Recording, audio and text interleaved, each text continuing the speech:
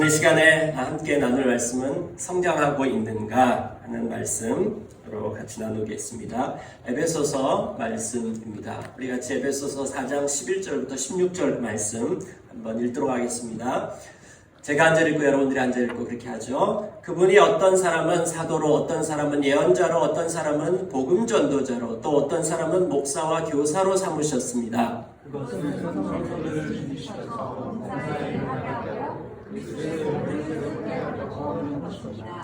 그리하여 우리 모두가 하나님의 아들을 믿는 일과 아는 일에 하나가 되고 온전한 사람이 되어서 그리스도의 충만하심의 경지에까지 다다르게 됩니다.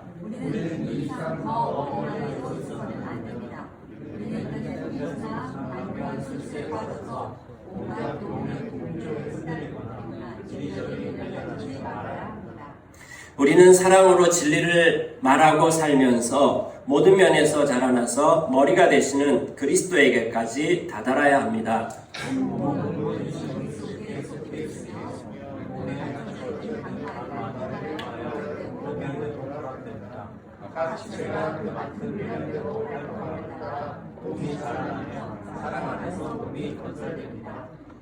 아멘.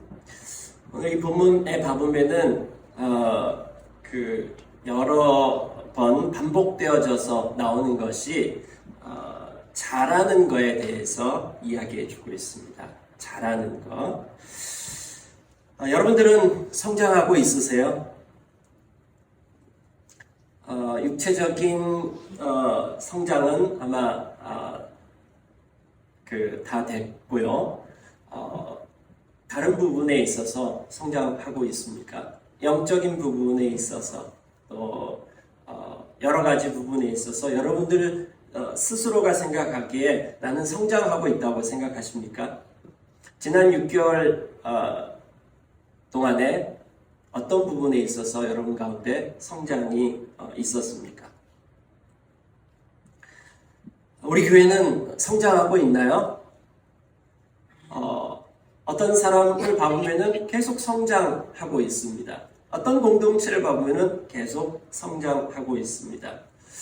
그러나 어떤 사람과 어떤 공동체를 봐보면은 성장하는 것을 느끼지 못하는 것이죠. 사무엘 울만이라고 하는 사람이 쓴 시가 하나 있습니다. 청춘이라고 하는 시입니다. 청춘이란 인생의 어느 한 시기가 아닌 사람의 마음가짐을 뜻한다네. 청춘은 장밋빛 볼, 붉은 입술, 부드러운 무릎이 아니라 풍부한 상상력과 왕성한 감수성, 의지력, 그리고 인생의 깊은 샘에서 솟아나는 신선함을 뜻한다네. 청춘이란 두려움을 이기는 용기, 안이함을 뿌리치는 모험심, 그리고 탁월한 정신력을 뜻한다네. 때로는 60살 노인이 20살 청년보다 더 청춘일 수 있다네.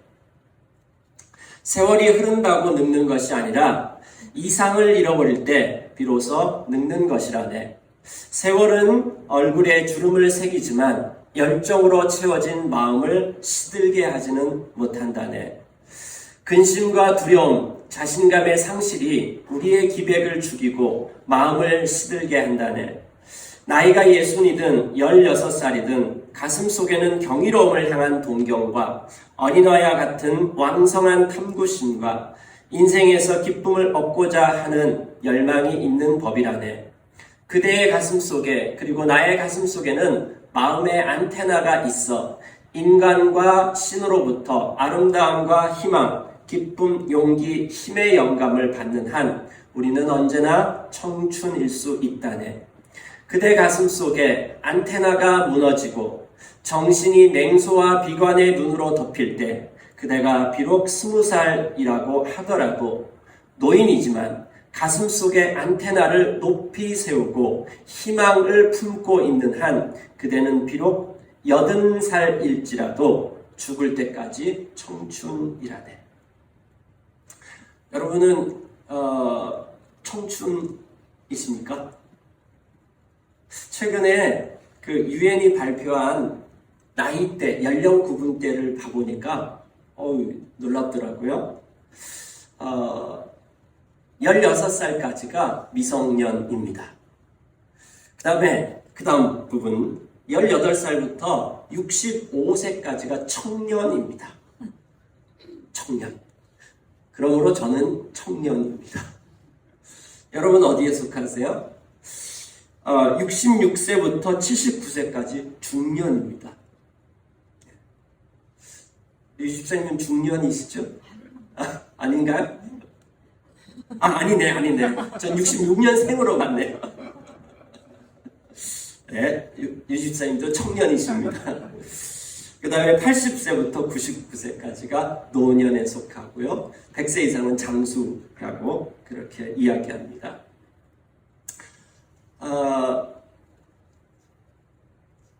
우리가 늙어간다라고 하는 것, 나이가 들어간다라고 하는 것, 신체적인 나이가 들어갈 수 있지만은 그럼 우리가 육체만 있는 것이 아닙니다. 성경에도 봐보면은 우리의 겉사람은 후패하지만은 그러나 속사람은 날로 새롭다라고 그렇게 이야기하고 있습니다.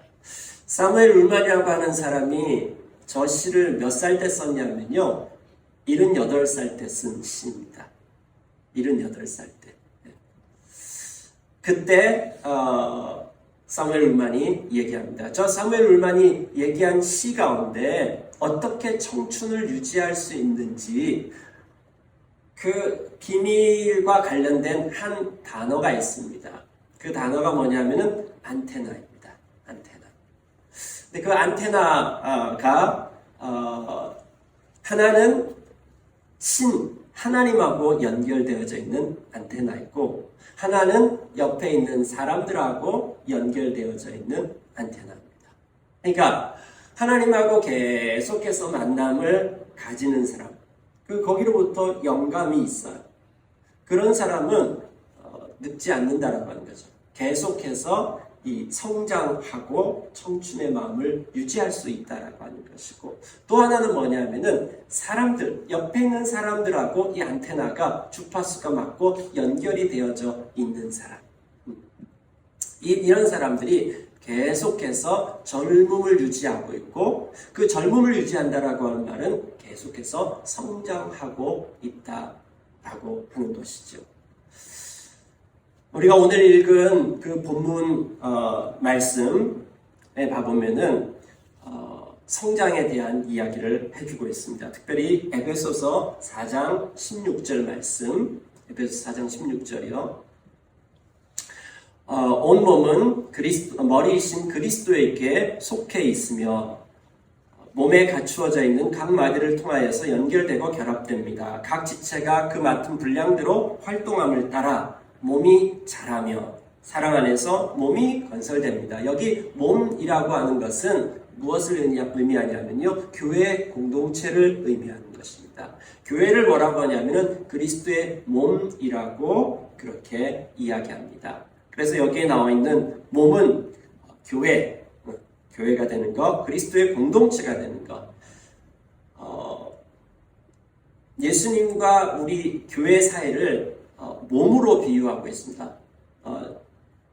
예수님께서는 우리의 머리가 되시고요, 우리는 교회는 그리스도의 몸이 된다라고 그렇게 이야기하고 있습니다. 자, 우리가 계속해서 성장하고 있는가? 왜 성장이 일어나지 않는가? 그 첫 번째 성장의 비밀은 온 몸은 머리이신 그리스도에게 속해 있으며 여기 안에 있습니다.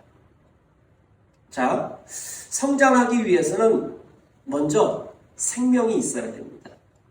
생명이 있지 않고는요, 성장할 수가 없습니다.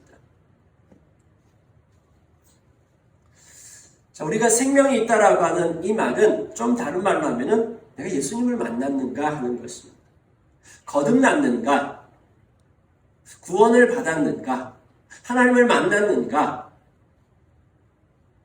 이렇게 얘기할 수 있습니다. 머리이신 그리스도에게 속해 있는가? 여기 머리라고 하는 말은 우리가 말하는 이 머리이지만은 또 다른 말로 하면 주라고 할 수 있습니다. 리더, 그 다음에 왕, 주라고 할 수 있습니다. 예수 그리스도라고 하는 말이 왕이잖아요. 예수 그리스도를 나의 주님으로 고백한, 그래서 그 그리스도를 통해서 하나님을 만난 사건이 내 인생에 있었는가 하는 것입니다. 그때 어떤 일이 일어나냐 하면은 신비로운 일이 일어나는 것이죠. 그것이 뭐냐 하면은 다시 태어나는 것이죠. 다시 태어나는 일들이 우리 가운데 있습니다. 그 다시 태어날 때만이 하나님께로부터 오는 생명, 영생이라고 하는 것이 우리 안에 있는 것입니다. 자, 생명이 없으면은 자라갈 수가 없습니다. 여러분은 그리스도를 만났습니까? 여러분은 거듭났습니까? 이 말은 여러분들이 교회를 계속해서 예배를 참석했는가 하는 것하고는 다른 문제인 것입니다. 교회를 계속 갔는데, 설교를 계속 들었는데 아직까지 하나님하고 만남이 없었어. 내 삶에 가장 핵심이 바뀌지 않았어. 다시 태어나지 않은 것입니다. 우리가 예수 복음을 듣고 말씀을 듣고 그분 앞에 반응하는 것이죠. 반응할 때 어떤 일이 나냐면은 우리가 하나님의 자녀가 되는 것입니다. 자녀로 태어나는 것. 자녀가 되는 건요, 태어나는 방법밖에 없습니다. 근데 어떻게 그렇게 하나님의 자녀로 태어날 수 있는가? 예, 이것은 믿을 때 그렇게 되어지는데, 이건 그 말 자체로는 설명할 수 없는 신비로운 사건인 것입니다. 거듭나는 것, 회심한다라고 하는 말로도 쓸 수 있고요. 어떻든지 간에 그것이 어떤 특별한 사건, 급격하게 어떤 기적 체험 같은 것을 통해서 예수님을 믿은 사람도 있고요. 그 다음에 저처럼 어렸을 때부터 교회에 나가기 시작하고, 그래서 아주 단순하게 받아들인 사람들도 있습니다.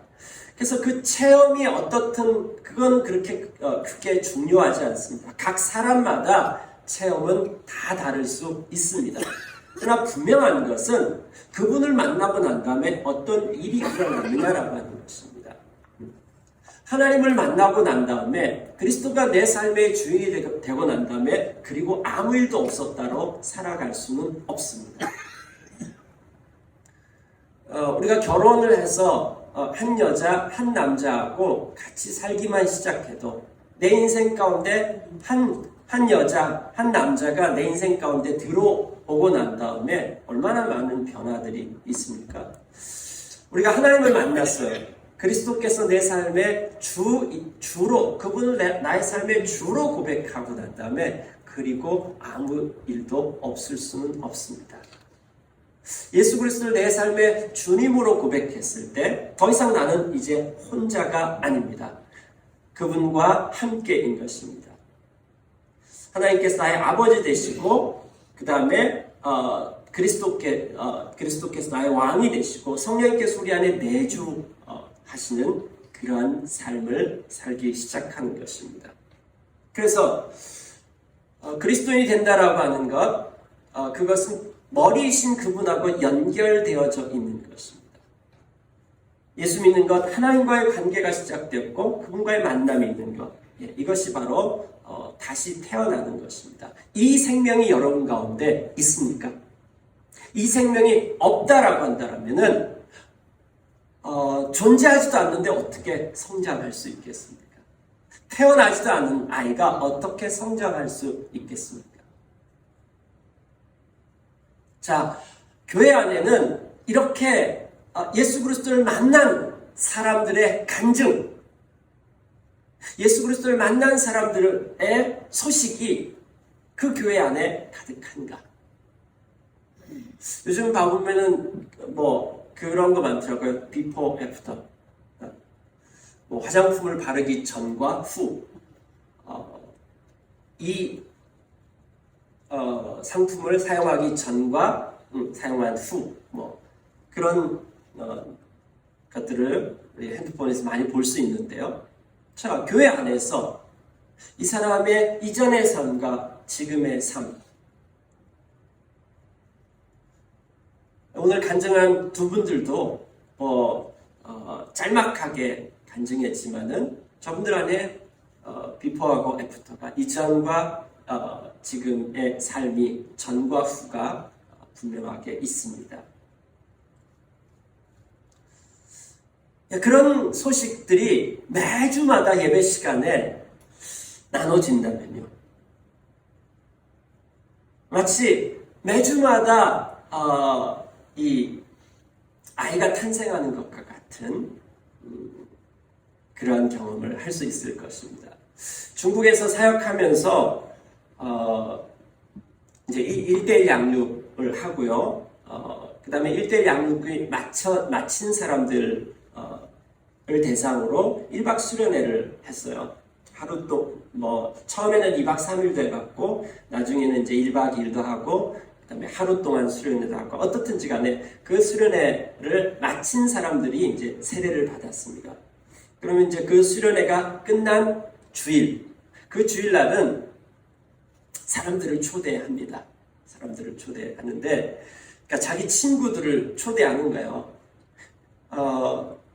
기독교에 대해서 처음 접해본 이 사람들이 이제 세례를 받는다고 하니까 친구들이 호기심이 생기잖아요. 야, 그 세례 받는 게 뭐냐? 그거 한번 보고 싶었는데. 그런 식으로 사람들이 이제 호기심으로 세례 받는 날은 성도 수가 굉장히 많습니다. 우리 교회 성도 수의 한 배 정도는 옵니다. 막 친척들도 다 동원할 때도 있고요. 그 다음에 심지어 어떤 분은 자기 남편이 공산당 학교장이에요. 그분이 카메라 들고 왔어요. 자, 그렇게 다 모아놨는데 그날 제가 설교한다면 이 사람들한테 어떻게 했습니까? 뭔 소리를 한대? 왜 이렇게 되겠죠? 그런데 그날은 제가 설교하지 않습니다. 그날은 뭘 하냐면요. 그날 세례받는 사람들이 간증하는 것입니다. 비포 애프터를 얘기하는 것입니다. 그러니까 아주 이게 뭐라 그러죠? 아직까지도 한국말이 이렇게 신선합니다. 신선합니다. 그래서 간증을 나눕니다. 이러이러한 삶을 살았는데 예수님 이렇게 만나게 됐고 내 삶 가운데 이런 변화가 있었다. 그런 간증을 한 사람 한 사람씩 이렇게 나눕니다. 세례를 많이 받을 때는 몇 교회에서 10명 이상 받을 때도 있고 하니까 한 분당 이렇게 간증을 하면은 오늘 간증 너무 잘해 주셨거든요. 이렇게 써와가지고 읽고 그러는데 이분들한테 이렇게 훈련을 시키더라도 여기 딱 단에 올라오면은 막 20분 하시는 분들도 있고 그래요. 그래서 간증만 해도 한 2시간 그렇게 합니다. 10명씩 하니까요. 그리고 거기 안에서 재미있는 일들이 굉장히 많은 일들이 이렇게 생기고 나중에 통계를 봐보니까 6개월 동안에 이제 평가를 하고 그러는데 새신자가 가장 많이 온 주가 그 세례식 날입니다. 다른 주하고 비교할 때도 압도적으로 많았고요. 그 다음에 그렇게 세례식 때 온 사람들이 다음 수련회 할 때 그 사람들이 또 세례받는 대상자가 되고 이렇게 생명이 생명을 낳는 일들이 있는 것을 경험했습니다. 그래서 일주일 동안, 1년 동안 예배를 이렇게 봤을 때 어느 예배가 제일 감동이 되고 또 그랬냐 하면은 제일 길었던 것도 그렇고 제일 풍성하고 감동이 됐던 것도 세례식 날이었습니다. 그날 그리스도를 알지 못했던 사람이 그리스도를 알게 되어지고 거듭나고 새 생명을 얻은 그 이야기를 듣는 것이 너무 놀랍고 풍성했습니다. 우리 교회에도 그와 같은 일들이 계속해서 일어나기를 바랍니다. 두 번째는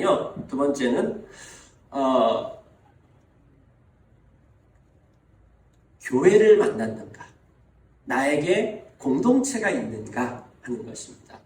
우리는 공동체가 없으면요 그리스도 안에서 성장해 갈 수가 없습니다. 자, 예를 들어 볼게요. 몸 밖에 있는 지체, 손이 있는데 이게 여러분 몸에 붙어 있지 않아요.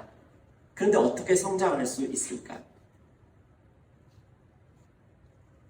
자, 교회는 그리스도의 몸이고요. 우리 성도들은 몸 안에 있는 여러 지체들입니다. 그래서 몸은 머리하고 연결되어져 있습니다. 우리 몸 안에 신경으로 머리하고 온 몸이 신경으로 이렇게 연결되어져 있습니다. 그리고 몸에 있는 모든 지체는 서로하고 또 연결되어져 있습니다. 하나는 머리하고 연결되어져 있고요. 하나는 다른 지체들하고 연결되어져 있습니다. 우리는 그리스도 밖에서 성장할 수가 없습니다. 왜냐하면요, 그리스도인이 된다라고 하는 것 자체가 교회가 된다라고 하는 것입니다. 그래서 그리스도인이 된다라고 하는 것과 교회가 된다라고 하는 것을 분리해서 생각하면은 안 됩니다. 왜냐하면요, 하나님의 형상, 우리가 하나님의 형상이 됐고 예수 그리스도를 주로 고백했을 때 하나님의 자녀로 태어나요. 하나님을 닮은 하나님의 형상으로 태어나는데 하나님은 공동체로 존재하시거든요.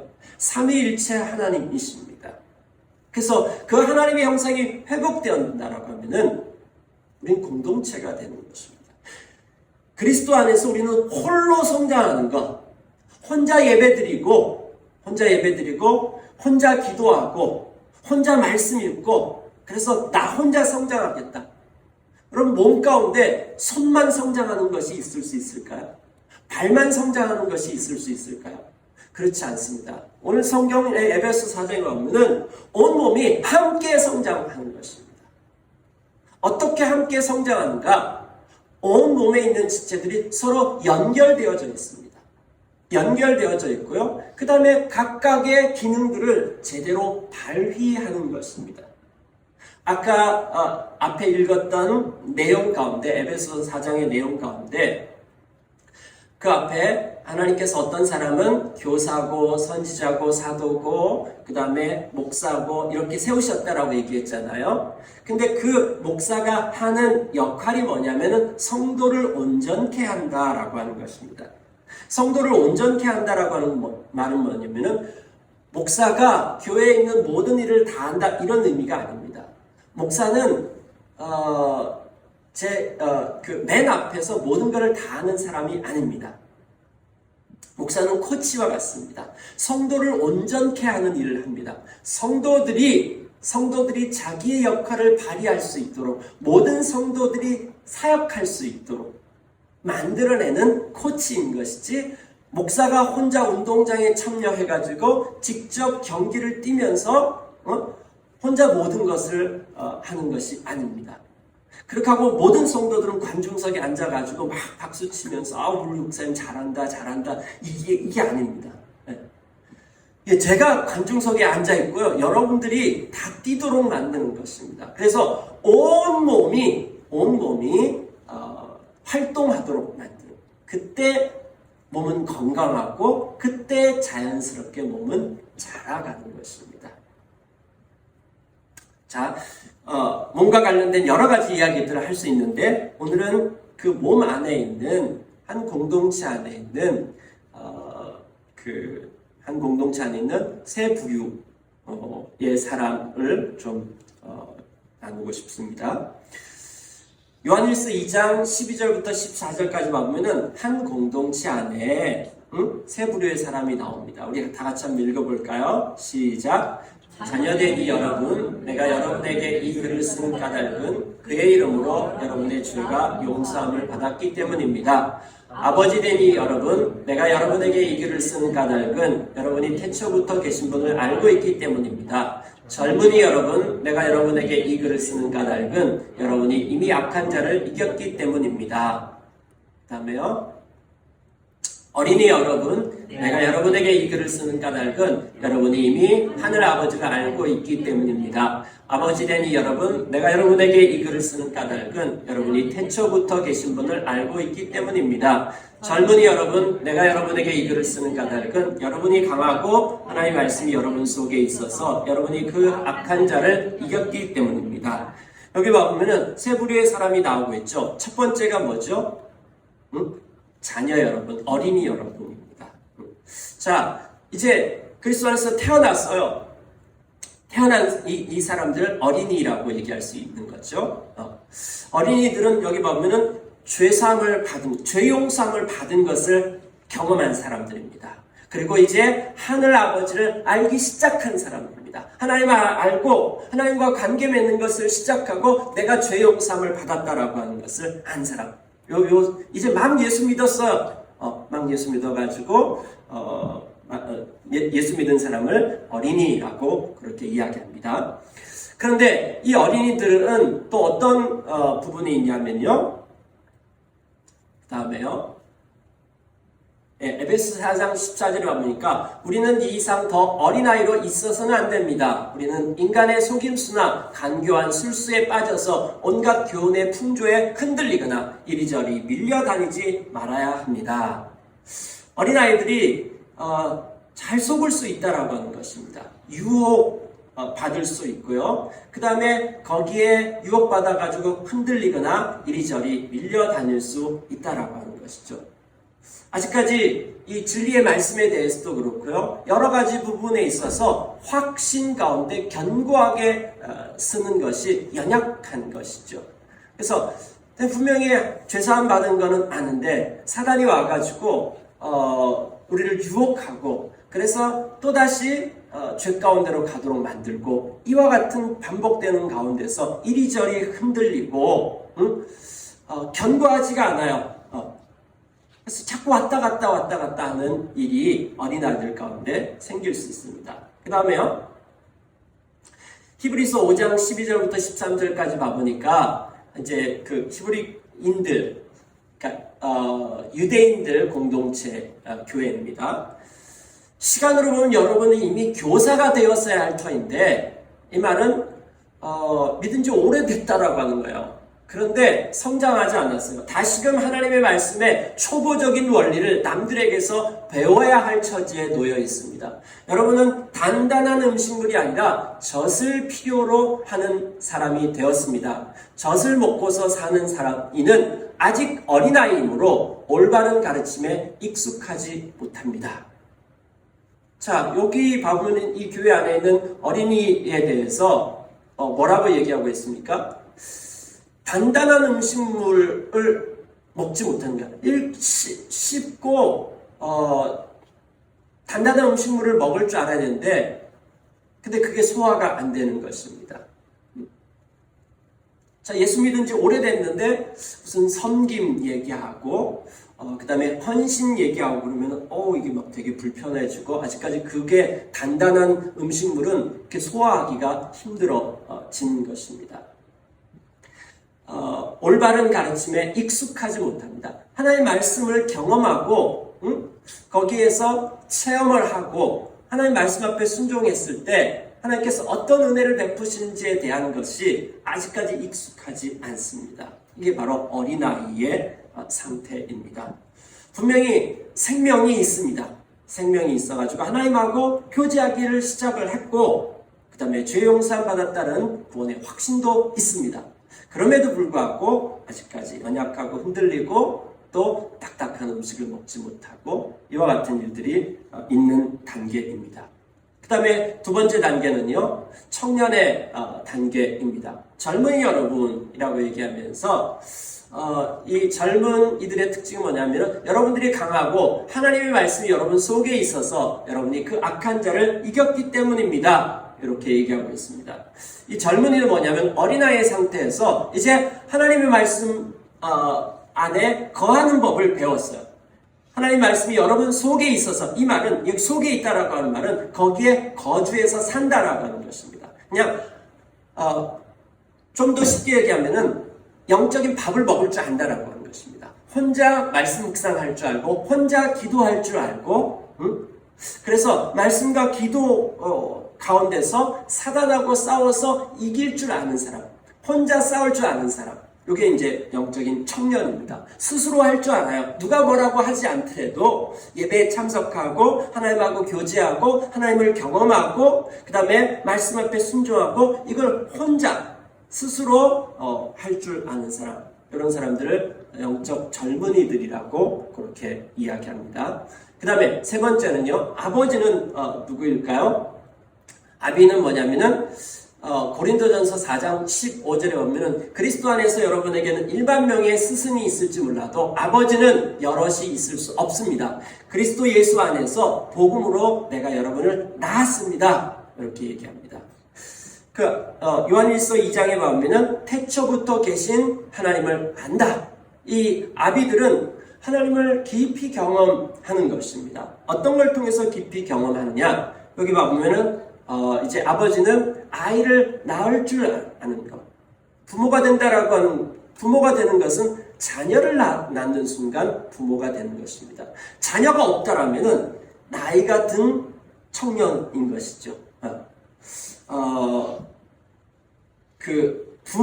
자녀를 낳았을 때만 부모가 될 수 있는 것입니다. 영적 아비가 된다라고 하는 것은 뭐냐면은, 내 안에 있는 생명을 가지고 또 다른 생명을 낳을 줄 아는 사람. 여기 바울이 고린도 교회에게 하는 이야기가 이것입니다. 난 너희들에게 있어서 단순하게 한 스승 정도가 아니라 아비이다 라고 얘기하는 것입니다.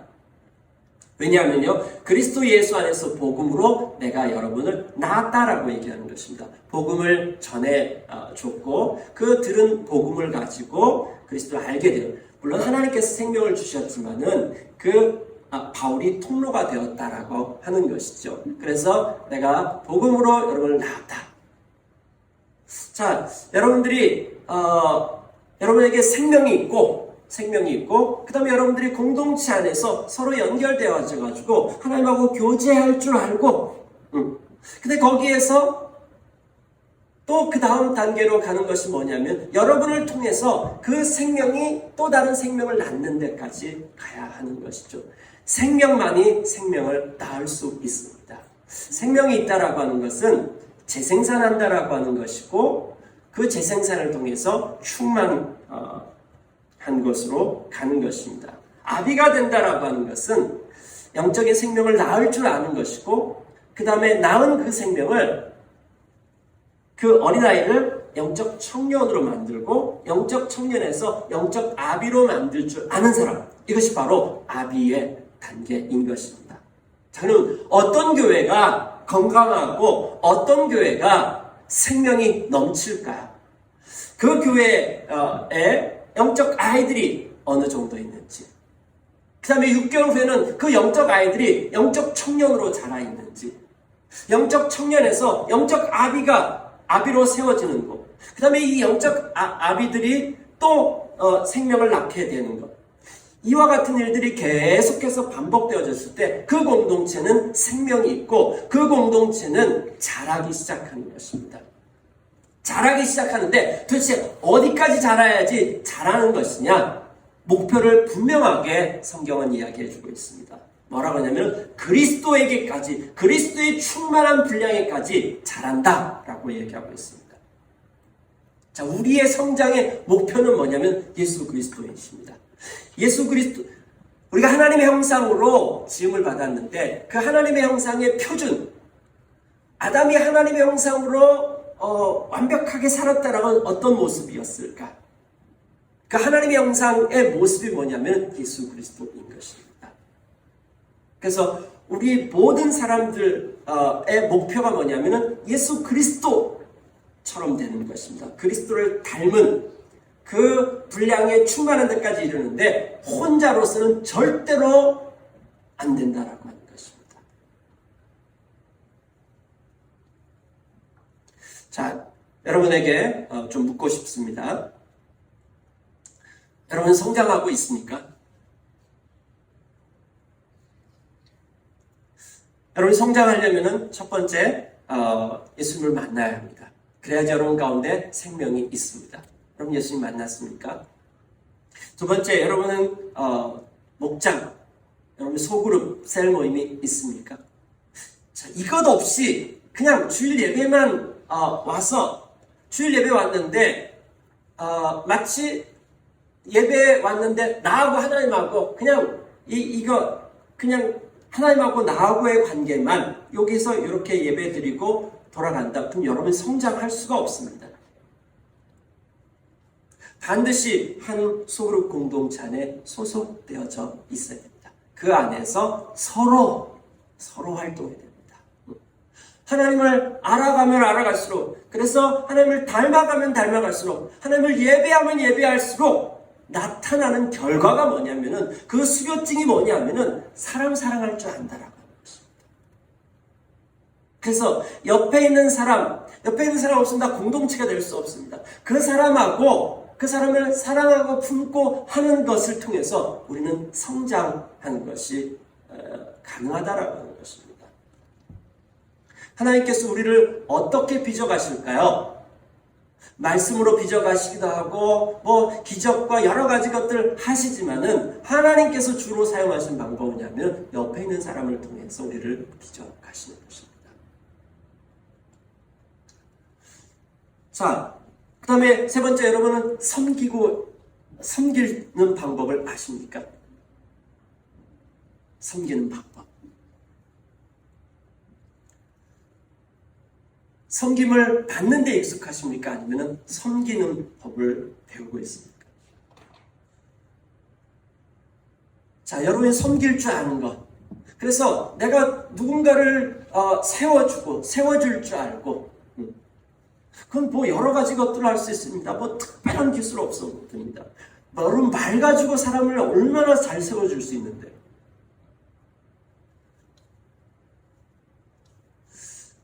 그럼 여러분이 가지고 있는 모든 걸 가지고 누군가를 세워주는 일들을 하는 것. 그래서 우리 몸 안에 있는 지체들이 다 제각기의 기능들이 있잖아요. 그것이 다 발휘되도록 하는 것입니다. 섬기고, 그 다음에 나를 통해서 계속해서 또 생명의 역사가 일어나는 재생산이 일어나고 있다면은, 그러면은 우리는 계속해서 성장할 것입니다. 그것이 멈춰서지 않을 것입니다. 이것이 우리 교회 가운데 일어나기 원합니다. 그래서 우리 교회가 더 많은 간증들이 곳곳에서 터져나오기 원합니다. 우리가 노래로만 하나님을 찬양하는 것이 아니라, 사실은 간증도 찬양이거든요. 그래서 하나님께서 찬양하는 것이 하나님 칭찬하는 것입니다. 하나님 칭찬하는 거죠. 하나님 대단하십니다. 하나님께서 행하신 이 놀라운 일이십니다. 그런 것들을 막 칭찬하는 것이죠. 예, 간증도 그것입니다. 하나님 내 삶 가운데 뭔 일을 했었는지 한번 봐보십시오. 제가 아무것도 아닌데 이게 하나님이 하신 것 아니겠습니까? 그래서 교회는, 여러분 주일날 올 때마다 어디 가냐 그러면은 전시회 간다고 하십시오. 교회는 기가 막힌 전시회 장소입니다. 작품들이, 여러분 한 사람 한 사람들이 다 작품들입니다. 그래서 교회 오셔가지고 작품 감상하는 것입니다. 서로 감상하는 것입니다. 그러면서 주님을 찬양하는 것이죠. 진짜 하나님이 진짜 힘 좀 쓰셨나 보다. 서로를 바라보면서, 야, 저 성격 진짜 견적 많이 들어갔겠는데, 이렇게 하면서 감상하고, 이게 바로 간증이고 찬양인 것입니다. 그와 같은 일들이 우리 교회 가운데 계속해서 일어나기 원합니다. 그래서 우리 교회 안에 생명의 역사들이 계속해서 일어나고, 계속해서 성장하는 것들이 일어나고, 그래서 우리 안에 가둬놓는 것이 아니라 계속해서 흘려보내길 원합니다.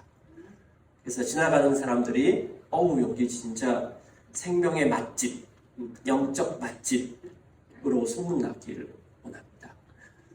그와 같은 생명의 역사가 오늘 스토리교회를 통해서, 주비전 스토리교회를 통해서 계속해서 일어나기 원합니다. 함께 기도하시겠습니다.